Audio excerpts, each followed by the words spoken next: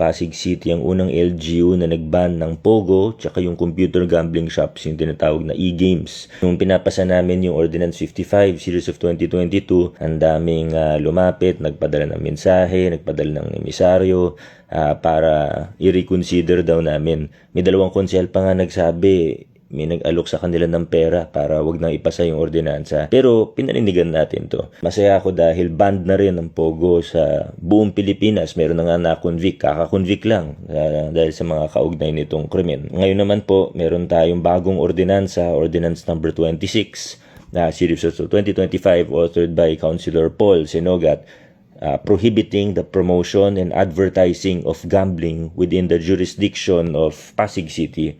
Bawal na po ang billboards, posters, signages, sponsorships or donations sa lokal na pamahalaan mula sa mga gambling companies. May mga bagay na hindi sakop ng kapangyarihan ng LGU. Alam naman natin to, lalo na kung national ang pinag-uusapan, kung online ang pinag-uusapan. Pero malaking hakbang na rin po siguro yung pagbabawal ng advertisement ng mga gambling companies sa ating lungsod. Ba't ba natin ginagawa to? Ba't ayaw natin ng advertising and promotion of gambling? Yung dami ko nang nakita na nalulung, nasira ang buhay dahil sa mga active play gambling games. Kung kusang hahanapin to ng isang tao, desisyon niya yun. Pero ibang usapan yung mayat maya, pinapaalanan ka, kayat ka pabalik dun sa mga gambling apps.